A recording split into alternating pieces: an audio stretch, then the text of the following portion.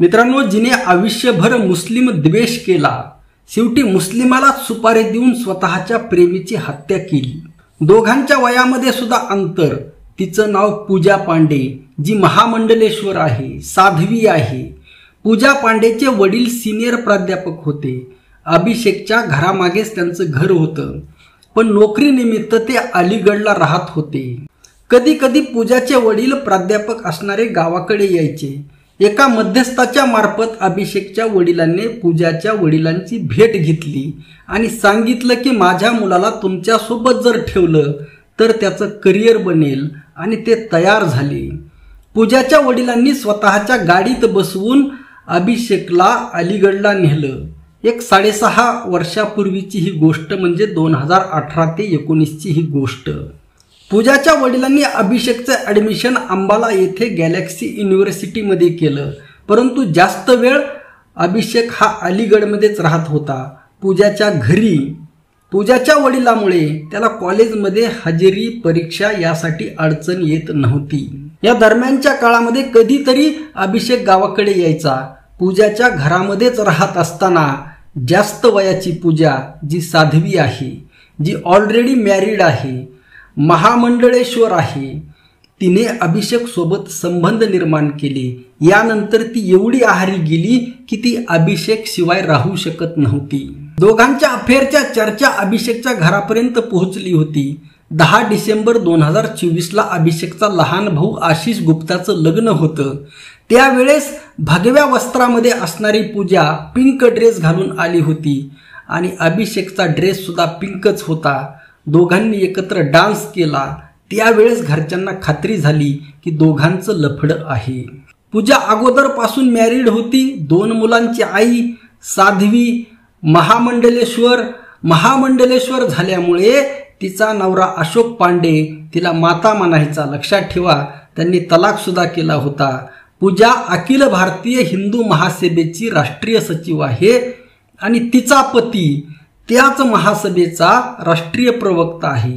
2021ला दोघांनी तलाक घेतलेला आहे, पण दोघंही एकत्रच राहतात. साध्वी असल्यामुळे तलाक जरुरी होता. पूजा देशामध्ये व्हायरल झाली ज्यावेळेस तिने महात्मा गांधीच्या पोस्टरला छर्य असणाऱ्या बंदुकीने, पिस्टलने गोळ्या घातल्या आणि तो व्हिडिओ व्हायरल झाला. त्यानंतर तिच्यावर FIR झाला आणि त्यानंतर ती लेडी गोडसे म्हणून प्रसिद्ध झाली. आता ही लेडी गोडसे असणारी पूजा अंधभक्तांची आवडती बनली, हिंदुत्वाचा चेहरा बनली. त्यानंतर मुस्लिमाविरोधात अनेक विवादित बयानासाठी ती प्रसिद्ध आहे. पूजा पांडे गणितामध्ये PhD आहे. त्याच वेळेस तिची ओळख मैनपुरी येथील अशोक पांडे सोबत झाली होती. लक्षात ठेवा, 2007-08चं हे प्रकरण आहे. 6-7-8चं दोघांचं प्रेम झालं. म्हणजे तिचा नवरा अशोक हा तिचा पहिला प्रेमी. दोघांनी 2008 मध्ये पळून जाऊन लग्न केलं. त्यानंतर गाझियाबादमध्ये प्राध्यापक बनली. प्राध्यापक म्हणून तिने नोकरी केली. त्यावेळेस 2012 मध्ये त्याच कॉलेजमध्ये एक हिंदू मुलगी लव जिहादमध्ये फसली होती. त्यानंतर पूजाने नोकरी सोडून NGO बनवून लव जिहादच्या विरोधामध्ये काम करू लागली. त्यानंतर पूजाने हिंदू महासभा जॉईन केली. 2017 मध्ये संन्यास घेतला. म्हणजे पूजा पांडे आणि तिचा नवा प्रेमी, ज्याला तिने मारलं होतं, दोघांमध्ये 12 ते 15 वर्षाचं अंतर आहे. 2024ला अशोक पांडेला त्यांच्या अफेअरची माहिती झाली, पण पूजा त्याला भिणारी थोडीच होती. तिला अभिषेक सोबत लग्न करायचं होतं. त्यासाठी तिने अभिषेकवर दबाव बनवायला सुरुवात केली.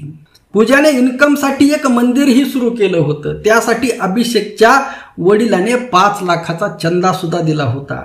अभिषेकचं TVSचं शोरूम आहे. शोरूम नंतर रात्री तो अनेक वेळा रात्रभर पूजासोबतच असायचा, पूजाच्या घरी. पण अशामध्ये त्याने तिच्यासोबत दुरी बनवायला सुरुवात केली होती आणि हा शारीरिक सुखाचा विरह न सहन झाल्यामुळे अभिषेक आपल्या हातातून निष्ठत आहे. म्हणून लक्षात ठेवा, आयुष्यभर ज्या मुस्लिमांचा द्वेष केला, जी लेडी गोडसे म्हणून प्रसिद्ध झाली, तिने मुस्लिमांनाच, लक्षात ठेवा, मुस्लिमांनाच सुपारी दिली. शूटर आसिफ आणि मोहम्मद फजल यांना सुपारी देऊन अभिषेकचा गेम लावला।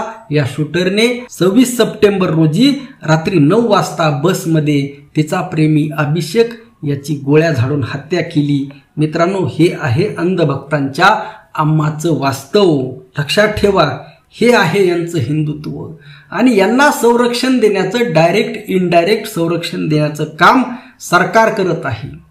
अशा विचाराचे असे विकृत माणसं, असे लफडेबाज माणसं तुम्हाला फक्त प्रत्येक क्षेत्रामध्ये, पुरोगामी असो, प्रतिगामी असो, चांगले असो, वाईट असो, प्रत्येक क्षेत्रामध्ये आहेत, परंतु यांना संरक्षण देण्याचं काम सरकार करत आहे।